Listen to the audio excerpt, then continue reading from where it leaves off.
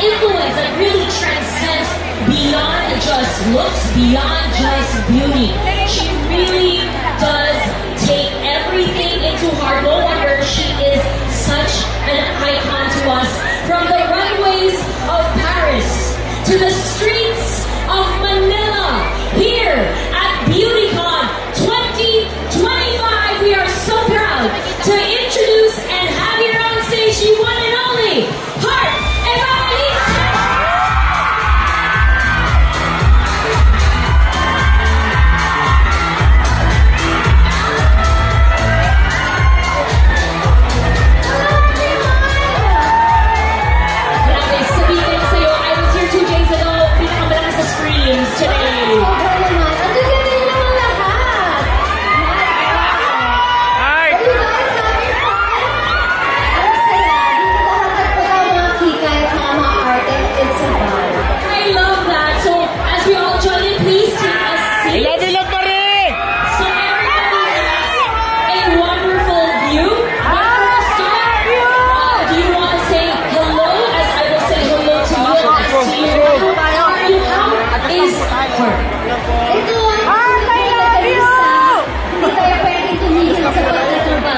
Because we love just being productive, and I'm just so happy to be here with everyone.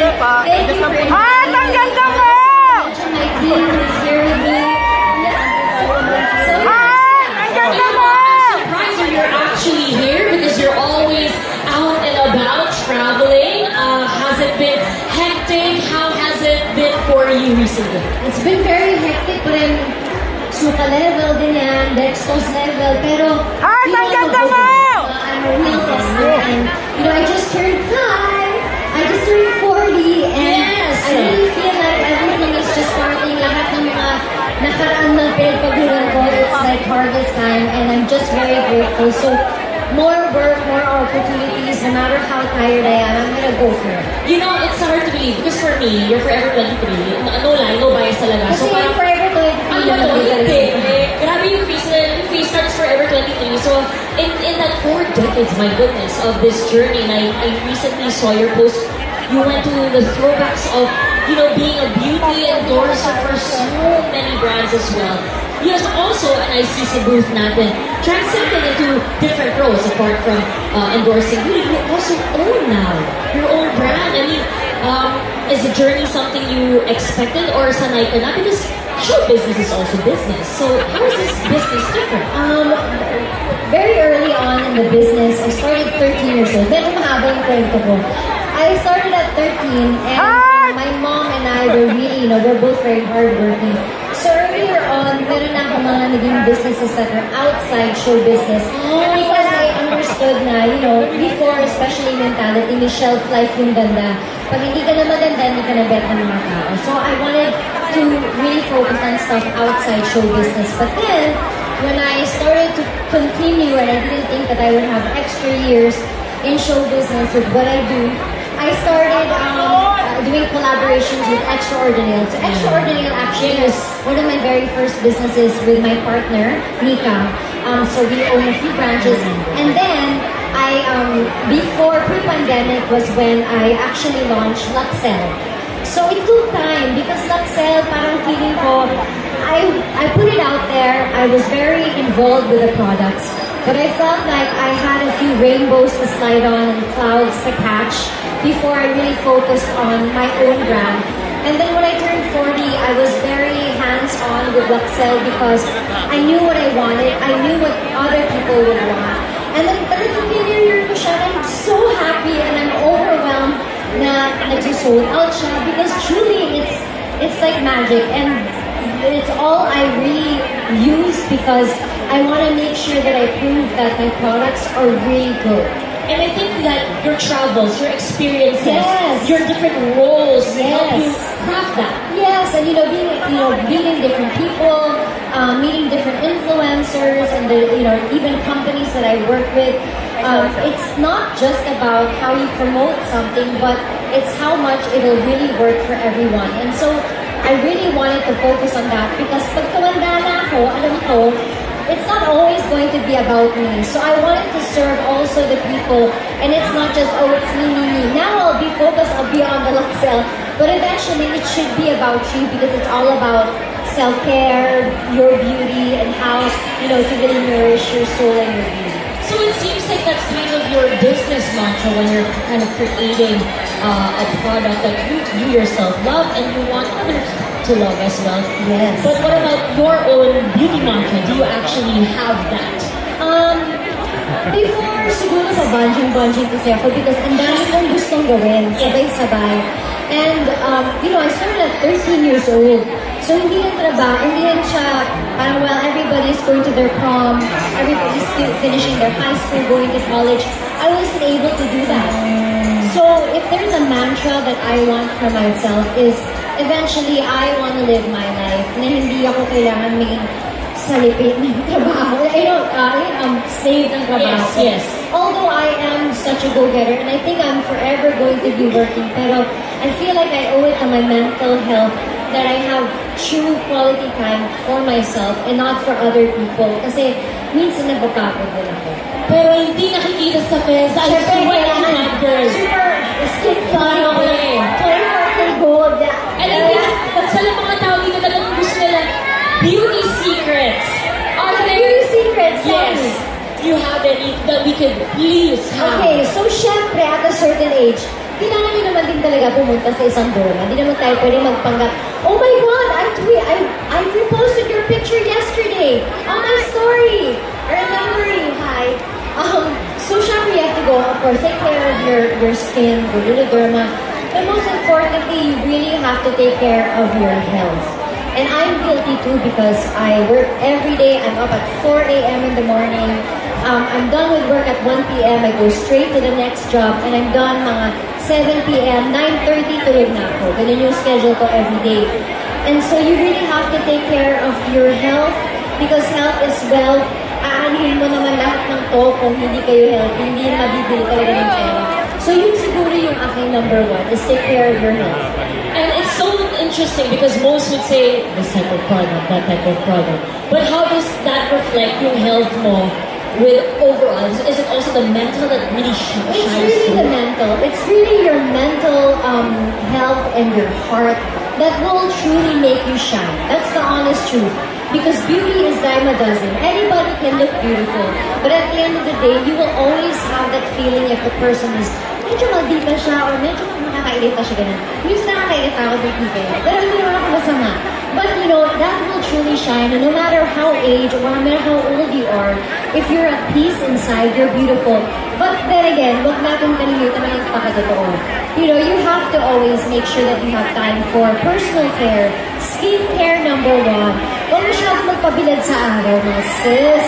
Mag-hack kayo, magpayong kayo, kahit nakakaya, pinagkakatingin kayo ng mga tao. Hindi tayo pwede takbuhan niyo yung araw, mga sis. Hindi talaga pwede gano'n.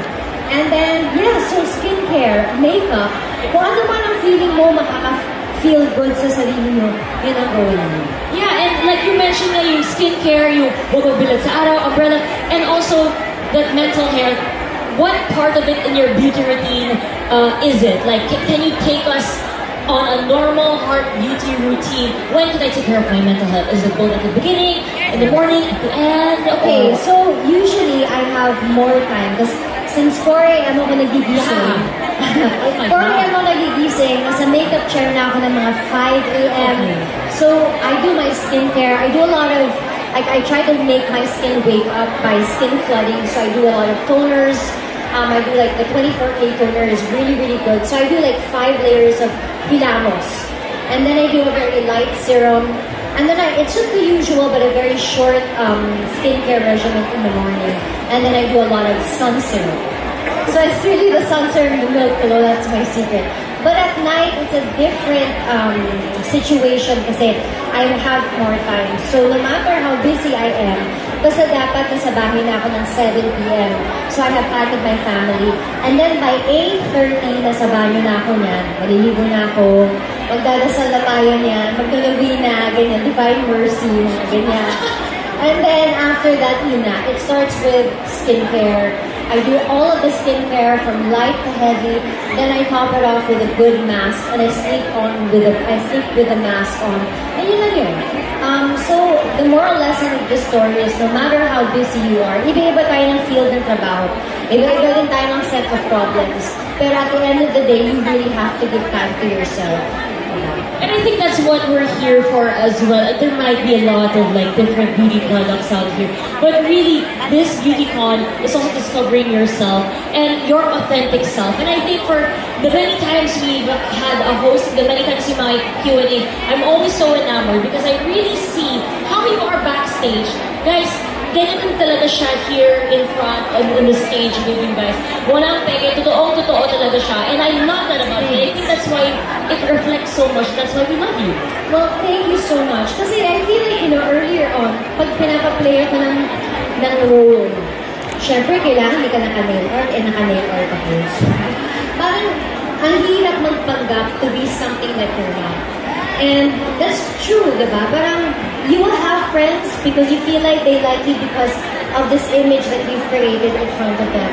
But what I've learned in the industry of being here for 27 years, I don't think a lot of people like me because, well, that's how I feel.